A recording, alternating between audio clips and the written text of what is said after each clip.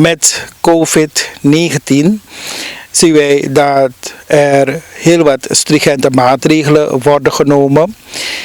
En ook in deze periode wordt aangegeven verse fruit, verse groenten blijven eten. En groenten, nou, dat komt vanuit de mensen die dan planten, de landbouwers. Waarmee zitten zij? Wat zijn de problemen welke zij meemaken? En welk effect heeft COVID-19 op onze landbouwers? We spraken hierover met Wim Baijnath, gewezen voorzitter van Landbouw Cooperatie Quata, tevens landbouwer. Hij gaat erin op deze zaken. U hoort de heer Baijnath. Ik plant bijna van alles, een beetje. Ik heb bonen, ik heb balseband, ik heb peper, boulanger, ik heb papaya's, taierblad op het andere veld ook. Dus veel dingen plant ik nu. Ik heb meer tijd en ik heb 4 arbeiders in dienst. En daar zijn we bezig, dus nu ben ik fulltime landbouwer, ja. En wat ondervinden jullie ook nu door de COVID-19 maatregelen als landbouwers? Of zegt u van, u merkt de impact daarvan toch niet zozeer? Nou, laat me dit van zeggen. Als ik zeg, ik merk de impact niet zozeer, dan zou ik niet eerlijk tegenover die andere landbouwers zijn en tegenover iedereen. Wij voelen het allemaal. Het probleem is merendeels in de afzet. Je weet, de markt is gesloten en je hebt niet zoveel mogelijkheden om je groenten af te zetten. En dat is ook een probleem. En bepaalde dagen, zoals vandaag zelf, is het totale lockdown. En dan kan je moeilijk, vandaag is er helemaal geen groente geleverd. Dus die dingen spelen wel parten, die afzet. Maar wat het werk zelf aangaat, ik verkeer gelukkig niet, tot nu toe in de gelukkige omstandigheid dat ik de arbeiders niet de vrees hoef aan te jagen dat ze straks misschien een paar uurtjes of een paar dagen thuis moeten zitten. Ze zijn elke dag aan het werk. Dus die garantie hebben ze nog tot eind van het jaar. Hopelijk dan is het ook al over. Ja. Maar die garantie hebben ze en daar vinden ze het nog goed dat ze die garantie hebben, dat ze niet broedeloos worden. En COVID, stuurt het de prijs van landbouwproducten juist omhoog of omlaag, meneer Baijnath? Nou, het is afhankelijk van, kijk, groente is gewoon, ik heb altijd gezegd, vraag en aanbod. Hè? Wanneer die vraag groter wordt, dan gaat de prijs stijgen. En dit is een uitzonderlijk geval. Plotseling neemt de regering een besluit, de dag geen markt en al dat, dan krijg je een stormloop van mensen die willen hamsteren. En dan krijg je het geval van dat die verkopers, die vendors, dat ze dan de prijs een beetje gaan opschroeven. Dat is normaal. Maar normaliter is wisselvallig. Kijk, plotseling, vandaag is er helemaal geen markt. Dus morgen gaan ze weer verkopen, afhankelijk van de rush naar groenten. Dan wordt de prijs daar eigenlijk aangepast. Maar ik weet niet, ik ben geen groenteverkoper, ik ben landbouwer. Ik lever voor die mensen die verkopen, dus die standhouders, mensen verkopen voor hun huis, die groentewinkels, dan lever ik daar. Dus, maar u krijgt wel wat u vraagt? Nou, sorry, in deze tijd kan je niet zeggen, ik krijg wat je vraagt. Nu is het een situatie van, kan je het kwijt, wij landbouwers. Als je het kwijt kan, kijk, een dag als vandaag wordt niet geoogst. Dus ik moet oogsten als ik het maar kwijt kan. Maar ik hoef niet te klagen als zodanig dat ik niet goed word betaald. Nee. Dus en wat doet u met een overschot dan? Nou, vooralsnog heb ik niet zo'n danige overschot. Het kan wel voorkomen dat je op de juiste dag niet kan oogsten. Moet je uitstellen een dagje of wat, omdat je op die dag misschien kijk, gisteren konden we niet oogsten omdat vandaag geen markt is. Dan moet je de oogst van die dag dan uitstellen. Toch? Dus die situaties kreeg je van dat je moet uitstellen. Maar overschotprobleem, vooral de laatste dagen, was er een rush naar groente. Dus overschot heb ik niet gehad. Maar nu begrijp ik wel van andere landbouwers. Ik ben toevallig hier niet op een steenworp afstand van mijn bedrijf. Dan heb ik het niet zo moeilijk. Maar nu begrijp ik vanwege die lockdowns, die bruggen worden gesloten. Mensen hebben hun bedrijf op een afstand. En dan kunnen ze hun bedrijf niet bereiken, dan hebben ze wel een probleem. Daar moet er een oplossing voor gezocht worden van hoe kunnen ze hun bedrijf bereiken. U moet één ding begrijpen, meneer Ganesh. Het gaat niet om vandaag. Het gaat erom dat je vandaag oogst. Je moet oogsten, maar je moet niet bij oogsten blijven. Je moet blijven doorplanten. Anders kan je straks over 2 maanden, of over 1,5 maand, of voor een maand, als je wat je hebt gepland niet gaat onderhouden, dan krijg je een schaarste straks over een maand. En dat kunnen wij nu niet hebben, van een schaarste aan groenten met deze problemen. Dus daar moeten wij eigenlijk gaan kijken, dat de boer niet zoveel barrières worden opgelegd dat hij zijn bedrijf kan bereiken. Met alle COVID-regels in acht nemen dan wel. En hoe spelen jullie als landbouwers in, nu reeds al op het gegeven? Want nu weten jullie voorhand, zondag is weer alles gesloten. Ja. En in Suriname is zondag meestal marktdag. Want dan wordt overal markt gehouden. Ja. Maar nu jullie dat voorhand weten, dat zondag alles gesloten is. Hoe spelen jullie als landbouwers daarop in, meneer Baijnath? Nou, dan, dit is vandaag gebeurd en komende zondag, want die andere dagen was het normaal. Ik ga eerlijk zeggen, meneer Ganesh, ik kom 's morgens hier, dan ga ik 's middags weg. Ik wil met die hele COVID-gedoe ook niet op straat en al dat. Na lange tijd was ik afgelopen zondag even op de Quattaweg en ik zag de drukte. Ik dacht van man, ik weet niet hoor, soms worden er geen regels in acht genomen. Ik keek vanuit de auto en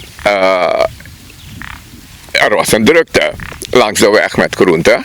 Dus ik zou niet weten of het zondag het geval is of mogen mensen, want vandaag ben ik ook niet voorop geweest. Nee, wij mogen u wel voorhand zeggen, of wij mogen u wel zeggen, wij hebben vandaag ook beelden geschoten. Ja. Die beelden spreken boekdelen. Ja. We hebben ook door bepaalde wijken gereden, door bepaalde straten gereden. Ja. En we merken dat na lange tijd in feite Surinamers zich hebben gehouden aan de regels.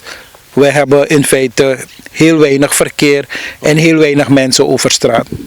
Nou, dat is dan een goed teken dat wij dan gehoorzamen aan de regels. En ik denk dat dat ook geen probleem hoeft te zijn. Kijk, het is een situatie waar wij een ieder offers moeten gaan brengen, toch? Als ik een dagje, net wat ik zei, een dagje niet op tijd kan oogsten, dan is het morgen. We moeten, want een erger probleem dat de boeren nu meemaken, erger dan kopen, dus oogsten en verkopen, zijn de inputsprijzen. De prijzen van input is niet om naar huis over te schrijven. Je een voorbeeld geven? Om naar maar kijken. De stijging van input is minstens 100% de afgelopen 3-4 maanden gestegen. Dus prijzen zijn gestegen van input met 100%. Ik noem maar een zak NPK die we voor 25 kilo 170 kochten voor de COVID en die koersstijgingen, dus koers 8 zoveel. Maar nu is het 300, bijkans 400 een zakje van 500. Dus de prijzen zijn gestegen met minimaal 100%. En de prijzen van groenten is niet met gelijke tred naar hoog gegaan, toch? Dus duurder geworden. Dus een bosbundel tireblad die ik toen verkocht voor 35 SRD 40. De prijs is tot heden hetzelfde. Dus dat is eigenlijk een nog erger probleem voor de boeren. De inputs zijn verschrikkelijk duur. En vele boeren gaan op zo'n manier over de kop. En dat is wel een probleem. Dus die COVID is al een probleem. De inputsprijzen waren al zo duur. Dat was al een probleem. En dan zit je met die COVID. Dan is dat wel een moeilijke situatie. Maar desondanks, ik neem aan dat je moet gaan inspelen op wat er zich voordient.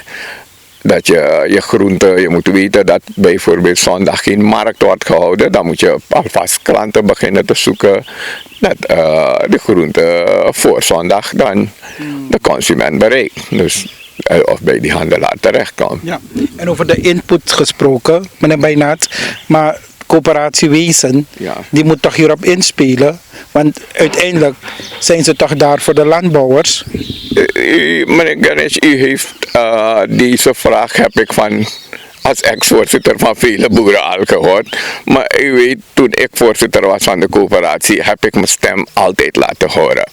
Als het goed ging, heb ik compliment gegeven aan de regering. Wanneer het niet goed ging, heb ik mijn kritische kanttekeningen ook geplaatst. Maar helaas, ik ben geen voorzitter meer. Die vraag moet u stellen aan de huidige voorzitter. Moet u helemaal niet meer met de coöperatie? Meneer Ganesh, ik zou graag willen bemoeien. Laat me het heel mild zeggen. Je gaat iets ondersteunen wanneer jouw ondersteuning wordt gevraagd. Maar wanneer jouw ondersteuning niet wordt gevraagd, dan kan ik niet met een ijzeren hand daar gaan bepalen van dit moet gebeuren, dat moet gebeuren. En dat vind ik echt jammer. Dat tegen de afspraken in met de leden, met die dingen, hoe noem je die klanten, dat ik mijn bijdrage zou leveren. Laat iedereen weten, al die leden, de gemeenschap mag weten. Ik was bereid mijn medewerking, mijn hulp te geven, maar ja, wanneer de huidige voorzitter daar geen heil in ziet, dan is dat zijn ding. U hebt hem toch juist ondersteund bij de verkiezingsstrijd, want het was een harde strijd. Wij moesten nog bij zoveel dingen horen, wederhoor toepassen. Ja. Wat is misgegaan? Meneer Ganesh, u weet, u heeft de coöperatie vanaf het moment dat ik voorzitter ben gevolgd. U heeft mij gevolgd, mijn handelingen gevolgd. En u weet dat ik met naar eer en geweten met heel veel passie heb gewerkt voor de coöperatie. En het was ook een verrassing voor vele leden die niet wilden dat ik wel weg moest. Maar uiteindelijk was de situatie zo dat ik eigenlijk het besluit moest nemen. Uiteraard heb ik meneer Kanhai ondersteund. In tegendeel tot die andere bestuursleden die Debbie hadden ondersteund. En ik ga op zijn zacht zeggen, ik ben diep teleurgesteld. Nadat hij gekozen is, meneer Kanhai. Ik wil niet alles vrijgeven, maar ik ga u in persoon gewoon vertellen van wat allemaal is gebeurd. Ik ben echt diep teleurgesteld. In die zin dat de coöperatie niet sterk achteruit gaat. Je had bloed, maar ja, ik ben geen voorzitter meer. Ik kan daar niet met een ijzeren hand gaan regeren. Dus laat me tot hierbij gaan. Ik weet dat u niet op alles kunt ingaan, omdat u zegt, u hebt nu bijna tot helemaal geen bemoeienis meer, of er wordt niet meer aan u gevraagd voor uw input. Maar ik bedoel, de coöperatie bestaat toch niet slechts uit een voorzitter, het is een bestuur daar. Ja, meneer Ganesh, wat zijn mensen met ervaring? Niet iedereen was een democraat als Baijnath in een bestuur. Baijnath was een heel democratische voorzitter. Maar ja, je hebt andere mensen die misschien andere eigenschappen hebben. We zien het in de politiek toch, voorzitters hebben een dictatoriale neiging. Begrijp je, ze zitten daar, niemand kan hem weghalen. En mensen, ik heb niet in politiek gezeten, dus mensen die in politiek zitten, vooral in het hoofdbestuur zelf, misschien heeft hij die neiging daar ook overgenomen van zijn voorganger of wat, dan past hij die attitude daartoe. Dat zou best kunnen, maar Baijnath was een heel democratische voorzitter. En iedereen mocht komen bij Baijnath wanneer hij wilde, op een vergadering in de winkel, op zijn bedrijf, als hij iets wilde weten over de sector of over de coöperatie, dan was Baijnath altijd bereikbaar, vooral voor studenten. Voor studenten ben ik tot heden. Studenten komen bij mij, wat voor scripties en daar bezoek en al dat soort dingen. Dus voor die groep ben ik nog steeds bereikbaar. Maar het is best mogelijk dat ik in de toekomst nadat de regering geformeerd is, dat ik met meer details naar buiten kom van. Maar één ding zeg ik, mijn hart bloedt.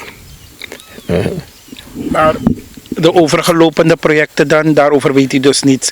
Want jullie hadden wat kasten daar met en heel wat andere zaken. Maar dat is het, meneer Ganesh. Dus daarom zeg ik, mijn hart bloedt. Als ik zeg, die kassen waren daar, u was zelf daar geweest, u filmbeelden. Ik was zelf bezig met de coördinatie van de kassen.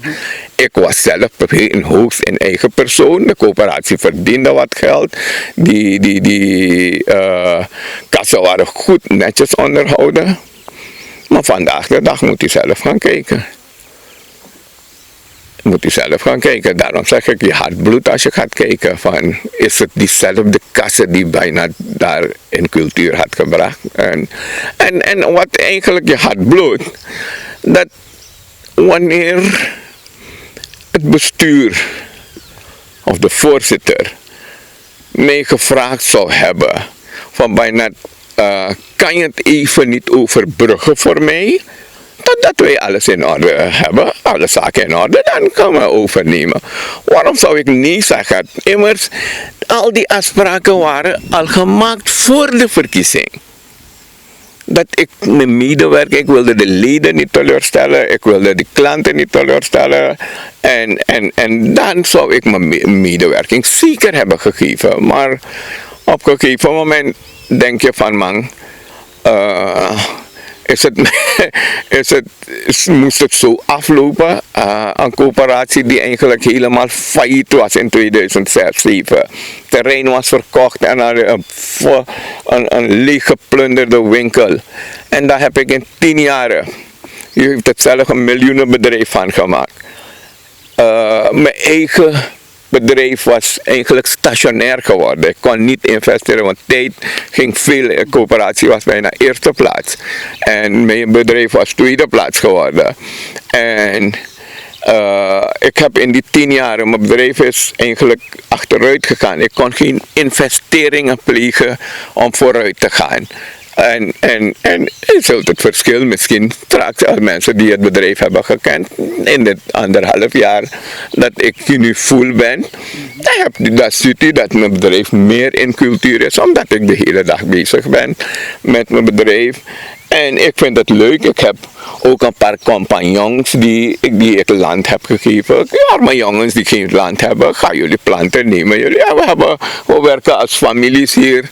We eten, we drinken, we koken. En ze zien mij als de baas hier, op de terreinen van mij zijn.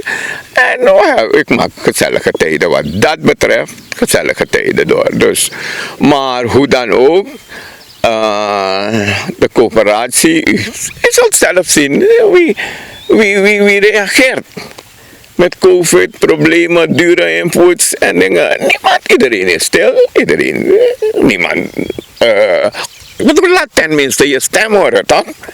Van dat het niet goed, ik weet dat dit niet kan veranderen, maar laat je stem horen dat mensen, dat boeren weten. Er zijn toch mensen die veranderingen willen hebben. Maar goed, misschien hebben wij de fout gemaakt om een voorzitter daar te plaatsen die eigenlijk niet van die sector is. Zou best kunnen. Ik was van die sector. Ik heb een ziel, ik heb mijn hart voor de sector. Ik heb hart voor de coöperatie, omdat iets van mijn voorouders waren, van ouders. Het is een identiteit van Quata en omgeving. En op grond daarvan heb ik gezegd van, toen mij werd gevraagd om voorzitter te worden met een bittere strijd. Frappant genoeg, meneer Ganesh. Dit moet ik wel. Juist toen het slecht ging in 2006, het terrein werd verkocht daar. Frappant genoeg, juist de man die mij toen vroegen ze mij om het bestuur weg te werken, daar toen het zittend bestuur waarin Debbie ook zat. Debbie die gekozen assembleelid. Zij was secretaris. Waarin hij ook zat, het terrein was verkocht. En hebben mij gevraagd om de strijd aan te binden, om het bestuur weg te werken. En dan kunnen we kijken welk bestuur dat komt. frappant genoeg diezelfde man die mij overgehaald heeft, besisser. Die man wijst mij nu vinger. Ik heb van 0 naar 1 miljoen. Hij wijst mijn vinger dat ik daar heb gestolen en al dat soort dingen. Ik bedoel, waar zijn we mee bezig? En waarom? Slechts om politieke voordelen. Wat heb ik met politiek? Wat heb ik met de coöperatie? Ik heb 100 keer gezegd. Ik eet niet van politiek. Ik wil puur politiek. Ik bemoei politiek een beetje. Het is interessant. Het raakt aan ieder. Maar dat ik functies ambieer van politiek. Ik was wel adviseur, beleidsadviseur op het ministerie van LVV. Maar daar heb ik niet voor gesolliciteerd. Als deze regering, mijn komende regering, mij kennis wil. Waarom zou ik niet geven in het belang van de sector? Dat heb ik gedaan. Ik heb echt geen politiek gedaan met dat ik een politieke functies wil hebben. Nou, nee man, ik voel me echt thuis op een bedrijf, meneer Ganesh.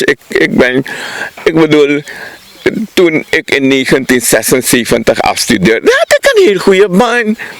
Wie zou in die tijd zo'n goede baan laten om in landbouw te gaan en te gaan ploeteren in de modder en de zon? Ik heb het gedaan omdat ik een hart heb voor de landbouw. Dus geen enkele functie gaat mij kunnen verleiden om geen landbouwer te zijn. Dat is eigenlijk, laat maar zeggen, is een passie voor mij. Ik ben ermee geboren. Dus dat is dat ding. Maar niet frappant genoeg, diezelfde besisser komt mijn vinger wijzen. Op de koop, wij zijn Hollander. 6 maanden hier, 6 maanden daar, komt hij hier voor de Surinamers komen dicteren. Hij is echt gek in zijn hoofd. En die man komt mijn vinger wijzen van, ik heb daar gestolen of wel dat soort dingen. Maar ik Ganesh, God heeft me gezegend met ik heb gezegende en groene handen. Ik heb niets nodig. Alles wat ik plant, u kunt filmen, alles wat ik plant.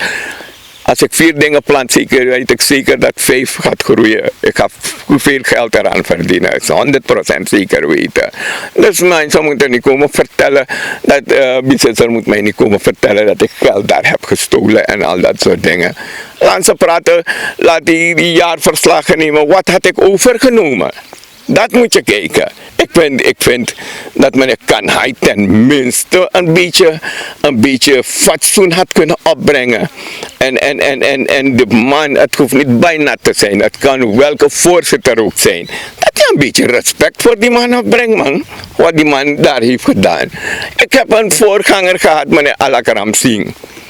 Hij zat al in 6 maanden in het interim bestuur. Daarna is hij overgezwaaid, ik werd voorzitter. Al in 6 maanden, ik heb die man altijd die respect en waardering gegeven. Als ex-voorzitter. Tot heden respecteer ik hem. Ik heb 10 jaar, 11 jaar, alles, mijn gezin, mijn bedrijf achtergelaten en daar alles opgemaakt. Dan krijg ik niet eens een beetje respect, man. Ik bedoel, dat is toch een beetje ver. Maar je kleineert bijna niet. Je kleineert jezelf. Dat je wanneer je zo'n houding op nahoudt, de gemeenschap bijna, de leden kennen bijna. U kent bijna wat bijna daar heeft gepresteerd. Immers, als ik geld kon stelen, meneer Ganesh, er was 90.000 US, laat me stellen, in reserve in kas daar achtergelaten. Welke coöperatie zou dat kunnen hebben? Desondanks heb ik uit mijn eigen bedankt, spontaan, ik was niet eens bang of wat.